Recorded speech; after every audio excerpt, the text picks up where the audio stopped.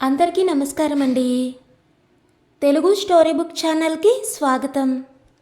ఈరోజు నేను మీకు వినిపించబోతున్న కథ భర్త చనిపోయాక కొడుకుల ఇంట్లో ఆమె స్థానం ఏమిటి, ఆ నిజాన్ని తెలుసుకున్న ఆ తల్లి చివరికి ఎలాంటి నిర్ణయం తీసుకుంది అనేది ఈ కథ ద్వారా మనం విందామండి. కథ పేరు తుది నిర్ణయం. రచించిన వారు వి సత్యవతీదేవి గారు.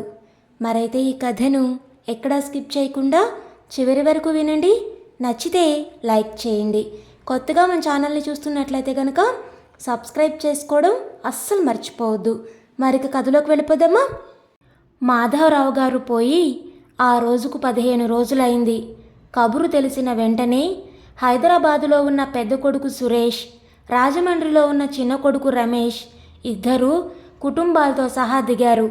వాళ్ళు వచ్చే వరకు శవాన్ని మంచు ముక్కల్లో పెట్టి భద్రంగా ఉంచడం, సావిత్రమ్మకు తోడుగా ఉండడంలో మాధవరావు గారి మిత్రులు, వాళ్ళ కుటుంబాలు చాలా సహకరించాయి.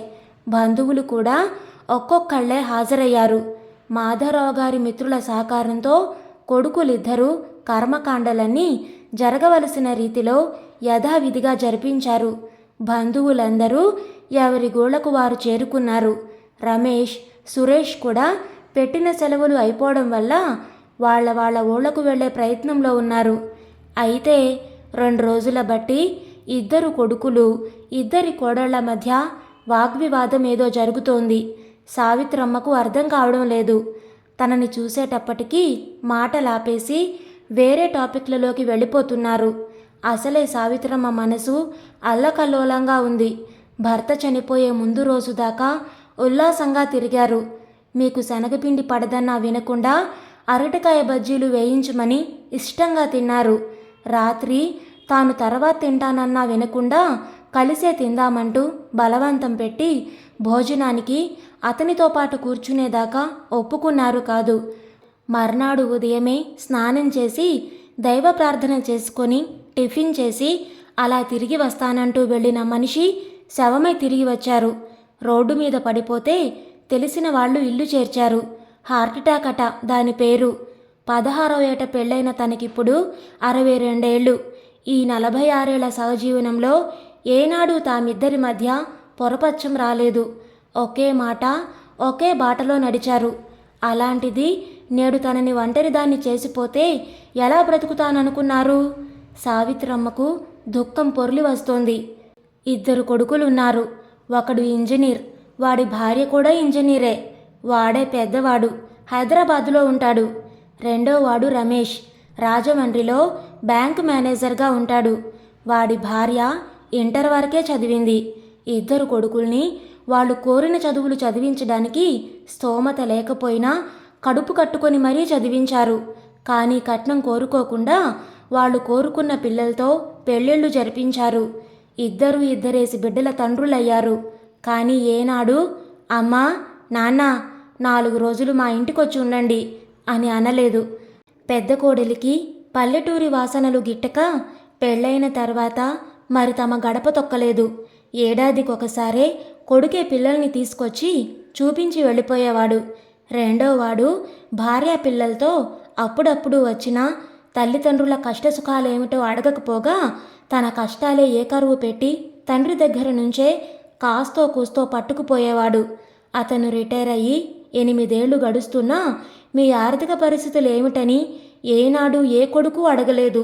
ఇప్పుడిక నా పరిస్థితి ఏమిటని సావిత్రమ్మకు దిగులు పట్టుకుంది.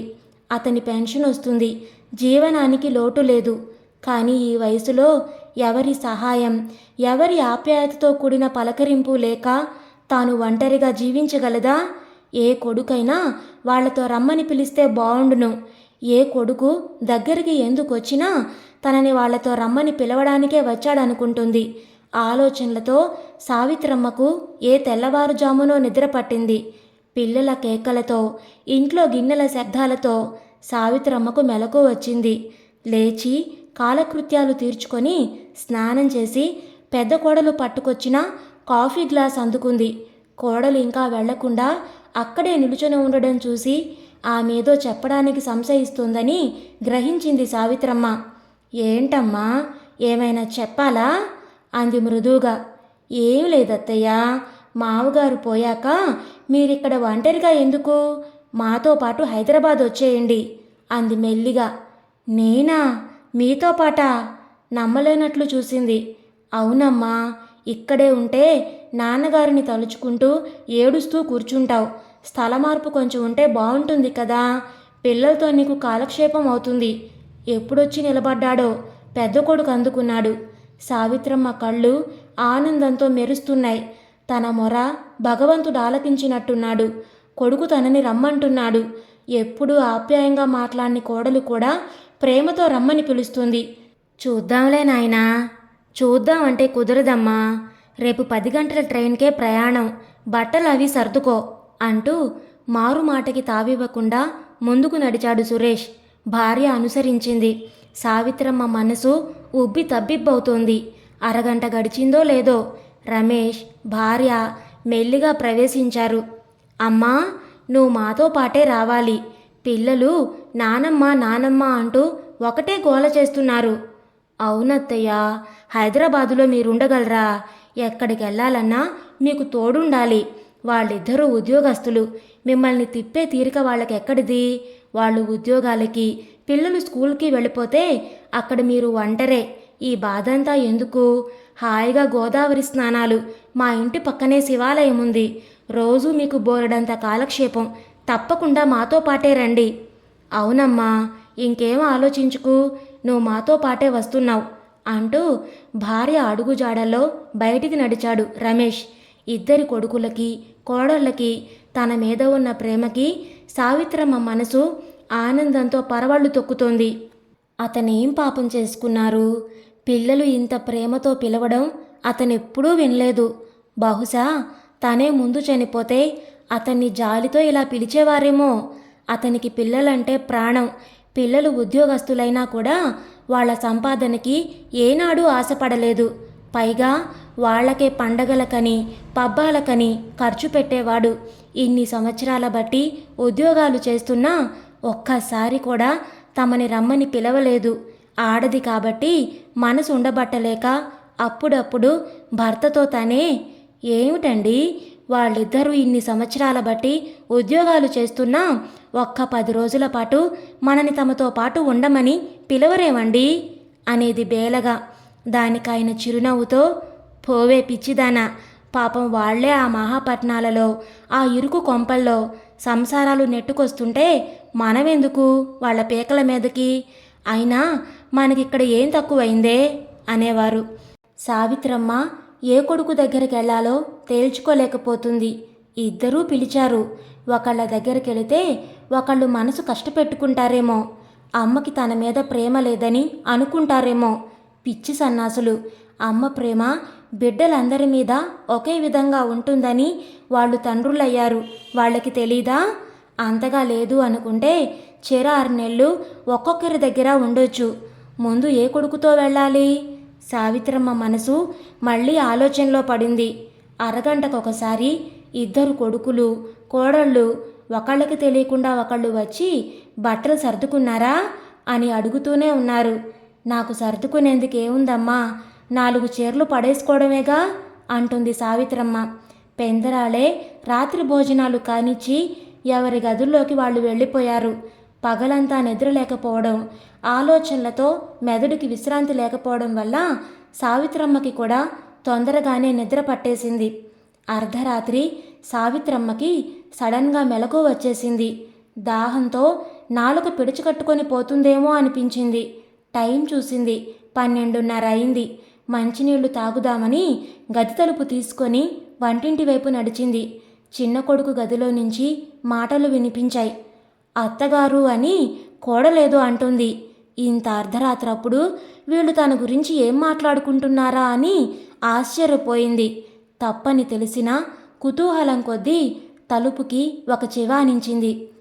ఏమిటండి మీ వదిన గారి ఆధిపత్యం? ఎంత ఉద్యోగస్తురాలైతే మాత్రం ఆవిడ మాటే చల్లాలంటుందేమిటి? ఇద్దరు ఉద్యోగస్తులు, బోలెడంత సంపాదన. ఆ మాత్రం వంట మనిషిని పెట్టుకోలేరు? ఆ మాటే అడిగితే వంట మనిషి ఇంటి మనిషి చేసినట్టు చేస్తుందా? అయినా ఈవిడెక్కడుండి ఓడబొడిచేదేముంది? పిల్లలు కూడా సాయంకాలం ఇంటికొచ్చేటప్పటికి ఏదైనా తినడానికంటారు. బజారు వస్తువులు తింటే వాళ్ళ ఆరోగ్యాలు పాడవుతాయి. అత్తగారే అక్కడుంటే మాకు సదుపాయంగా ఉంటుంది కదా అంటుంది వగలుబోతూ. అవునే, అన్నయ్య కూడా ఆ మాటే నాతో అన్నాడు. అమ్మ అక్కడుంటే ఇల్లంతా చక్కబెట్టుకొని పనిపాట్లు చూసుకుంటుంది. సరోజకి కాస్త అవస్థ తప్పుతుందని. చూశారా వాళ్ళెంత ప్లాన్తో ఉన్నారో? అక్కడికి మనకే అవసరం లేదు పాపం. నేను సరే ఆరోగ్యం సరిగా లేని దాన్ని, ఆ సంగతి మీకు తెలుసు కదా.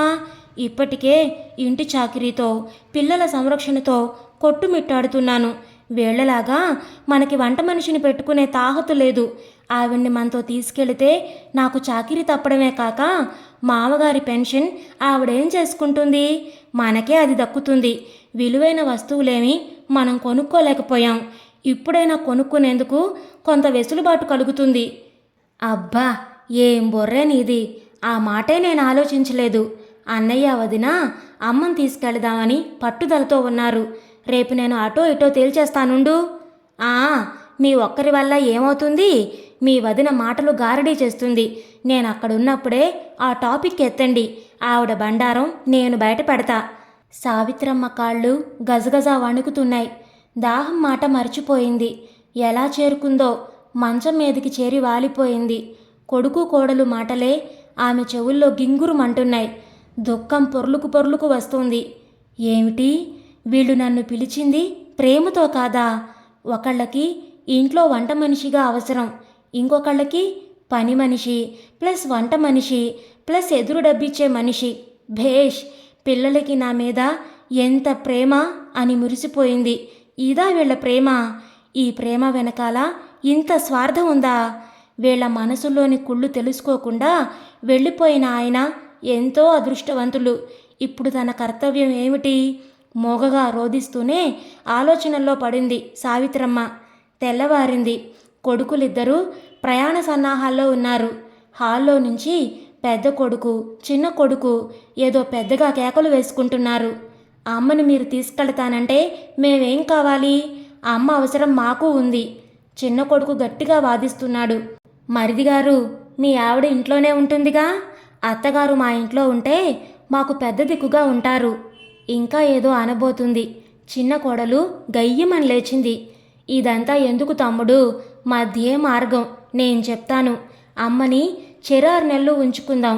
అమ్మ పెరట్లో ఉంది. ఈ ఘర్షణ ఆమె చెవిలో పడుతుంది. బావుండదు. ఇంకా ప్రసక్తి ఆపేయండి. అమ్మ రాగానే ఎవరితో ముందు బయలుదేరుతుందో ఆమెనే అడుగుదాం.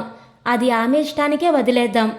సావిత్రమ్మ అడుగుల చప్పుడు విని అంతా స్తబ్దుగా అయిపోయారు. అమ్మా, పిలిచాడు పెద్ద కొడుకు. ఏమిటన్నట్టు చూసింది సావిత్రమ్మ.